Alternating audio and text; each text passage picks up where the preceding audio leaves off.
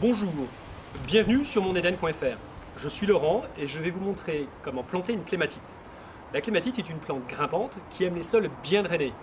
Elle habillera très élégamment un mur ou tout autre support. De quoi avons-nous besoin?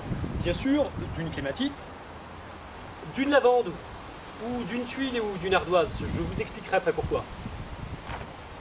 Du fumier, du terreau horticole, des billes d'argile, du paillis de chanvre, un engrais naturel, un arrosoir, une bêche et bien sûr une paire de gants. La clématite est une plante grimpante qui aime avoir les pieds à l'ombre et la tête au soleil. Ce mur exposé au sud conviendra parfaitement. Faites un trou de 40 par 40 cm de profondeur. Le secret de la réussite d'une clématite réside avant tout dans la plantation. La première opération consiste à apporter des billes d'argile ou des graviers au fond du trou. Faites un mélange avec la terre du jardin extraite du trou, du terreau et du fumier ou du compost si vous en avez dans votre jardin. Ajoutez-y de l'engrais naturel de type corne broyée.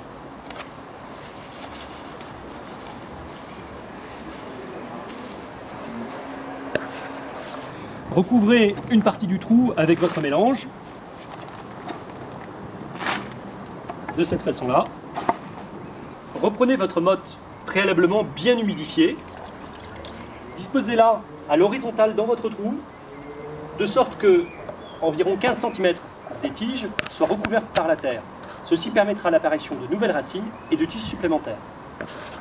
Rebouchez ensuite le trou avec le mélange terre de jardin, terreau et compost, ou fumier. Tassez bien.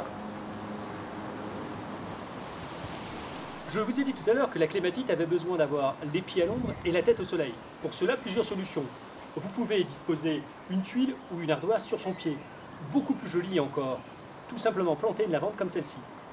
La clématite, tout comme la lavande d'ailleurs, n'aime pas trop les excès d'eau.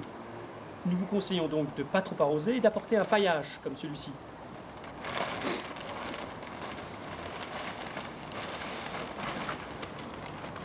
Dernière opération, un arrosage très léger, surtout pour que le paillage ne s'envole pas avec cause du vent. Le premier arrosage peut être copieux. Veillez cependant, pour les suivants, faire un arrosage très léger. C'est une plante grimpante qui ne s'attache pas toute seule sur le mur ou sur son support. Vous devrez donc fixer des crochets sur le mur avec des fils de fer qui les relient. Vous pourrez ensuite, sur ces fils de fer, attacher les branches de la clématite avec un lien doux. Vous aurez maintenant, grâce à cette clématite, un mur magnifique. Vous retrouverez tous ces produits, les vidéos et les astuces sur moneden.fr. A très bientôt sur moneden.fr.